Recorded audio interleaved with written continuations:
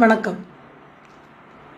சாதாரண ஒரு மனுஷன் என்னங்க பண்ணுவாங்க, கல்யாணம் பண்ணால் குழந்தைய பெற்றுட்டு நம்ம குழந்தைங்கள நல்லபடியாக படிக்க வச்சு அவங்கள ஒரு நல்ல இடத்துல கல்யாணம் பண்ணி பேரம் பேத்தி எடுத்து சந்தோஷமாக இருப்போம். அப்படி தானேங்க. ஆனால் இந்த நடிகர்ன்ற பொருவில் நடிகர் சத்யராஜ் பொண்ணும் பண்ணுறது இருக்குது பாருங்கள். தமிழ்நாடு ஏற்கனவே கலாச்சார சீரழிவு இருக்குது. இப்போ நம்ம சில வீடியோலாம் பார்த்துருப்போம். ஸ்கூல் பிள்ளைகள்லாம் பீர் குடிக்கிறதெல்லாம், பொம்பளை பிள்ளைகள் குடிக்கிறது கூட நம்ம பார்த்துருக்கோம். அந்த மாதிரி ஒரு இருக்கிற இடத்துல நீங்கள் என்ன பண்ணணும், பிள்ளைகளுக்கு நல்ல ஒழுக்கத்தை சொல்லிக்கிறோம். நீ சத்யராஜ் கிட்ட கேட்குற, நீ எம்ஜிஆருடைய பெரிய ரசிகர் சொன்னியே, எம்ஜிஆர் படத்தில் இதெல்லாம் தான் சொல்லி கொடுத்தாரா? அவர் பெண்களுக்கு மதிப்பு கொடுப்பார். குடிக்கிறதோ சிகரெட்டு பிடிக்கிறதோ அந்த எந்த படத்துலேயும் அவர் படத்தில் பார்க்க முடியாது.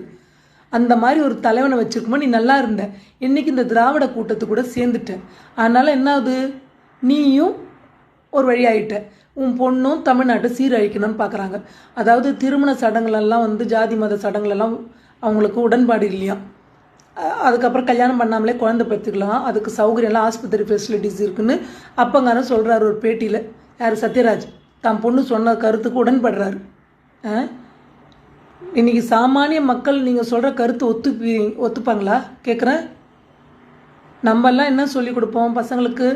மானத்தோடு இருக்கணும், கௌரவத்தோடு இருக்கணும், உண்மையான உழைப்பில் இருக்கணும். இப்படி தான் நம்ம பிள்ளைகளை வளர்க்குறோம். இன்றைக்கி நம்மெல்லாம் பெற்றவங்கள பார்த்து நம்ம பயந்து வளர்ந்தோம். இன்றைக்கி அந்த மாதிரியாக இருக்குங்க. குழந்தைங்கள பார்த்து பெற்றவங்க பயப்படுறாங்க. நம்ம திட்டினா பயப்படுறாங்க, பசங்களை திட்ட கூட பயப்படுறாங்க. இன்றைக்கி ஸ்கூலில் ஆசிரியர்கள் என்ன பண்ணுறாங்க, நம்மலாம் அடி வாங்கியிருப்போம் சின்ன பிள்ளைகளை, இன்றைக்கி அடிக்க முடியுதா பசங்களை? அப்போ நீங்கள் என்ன செய்யணும், நீங்கள் கருத்து சொல்லாமல் இருக்கணும்.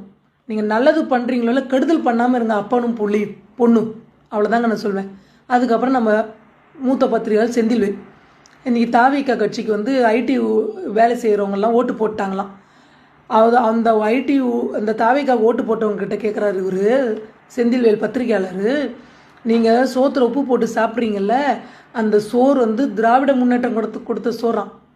எப்படி திராவிட முன்னேற்றம் கழகம் கொடுக்கும் சோறை?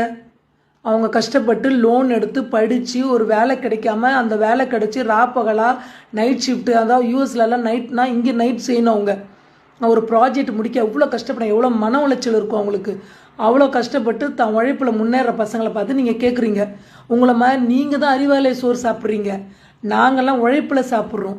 இதே நீங்கள் தேர்தலுக்கு முன்னாடி இந்த பேச்சை பேச முடிஞ்சிருக்குமா? பேசியிருந்தால் திமுக காரனே உங்களை காரி துப்பியிருப்பான், ஓட்டு கிடச்சிருவான். எலெக்ஷன் முடிஞ்ச அப்புறம் நீங்கள் திட்டுறீங்க. அவ்வளோ தூரத்துக்கு தாவேக்காவை பார்த்து நீங்கள் பயப்படுறீங்க. அந்த தாவேக்கா என்ன தான் உங்களுக்கு பண்ணிச்சுன்னு தெரியல. அதனால் சொசைட்டியில் யாராக இருந்தாலும் சரி கொஞ்சம் பார்த்து பேசணும். நம்ம பிள்ளைங்க நல்லா இருக்கணும்னு நினச்சி பேசணும்.